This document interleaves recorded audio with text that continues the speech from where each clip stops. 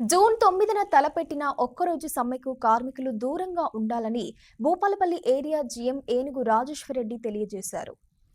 మంగళవారం Bhupalpally ఏరియాలోని KTK fire clean గని ఆవరణలో జరిగిన సమావేశంలో జీఎం కార్మికులను ఉద్దేశించి మాట్లాడారు. కొన్ని కార్మిక సంఘాలు వివిధ డిమాండ్లతో జూలై 9వ తేదీన ఒక్కరోజు సమ్మెకు పిలుపునివ్వడం జరిగిందని, కానీ ఈ సమ్మెలో ఉన్న అత్యధిక డిమాండ్లు సింగరేణి యాజమాన్యం తీర్చగలిగేవి కావని ఆయన తెలియజేశారు.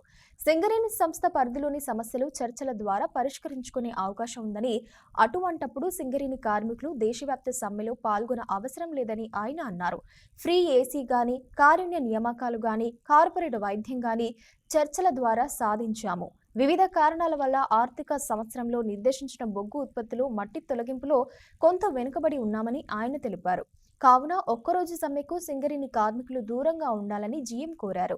ఈ కార్యక్రమంలో area personnel manager Kavuri Tirupati, KTK fire clean గని manager Anugrah Narayan, safety officer R Chandrashekar, welfare officer Sandeep Kumar, గని అధికారులు, ఉద్యోగులు పాల్గొన్నారు.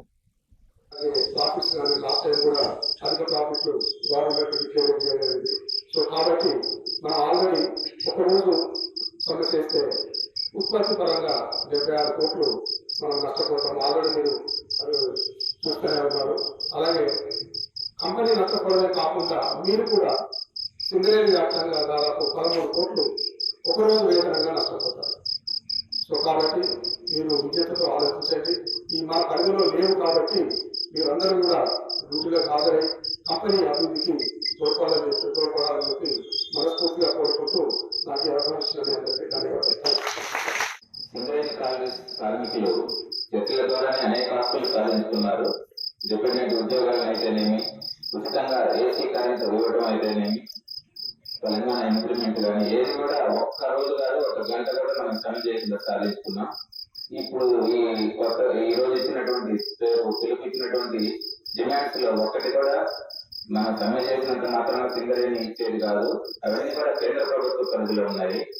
కాబట్టి విఘ్నులైనటువంటి సింగరేణి కార్మికులు ఆలోచించి సంవత్సరం నష్టాల పాలు కాకుండా, అలాగే మనం జీతాలు కోల్పోకుండా విఘ్నతతో కూడిన నిర్ణయాన్ని తీసుకుంటారు. ఖచ్చితంగా విధులకు హాజరవుతారని నమ్ముతున్నాం. మీరందరూ కూడా విధులకు హాజరై ఉత్పత్తికి సహకరించవలసిందిగా సింగరేణి యాజమాన్యం తరఫున విజ్ఞప్తి చేస్తున్నాం.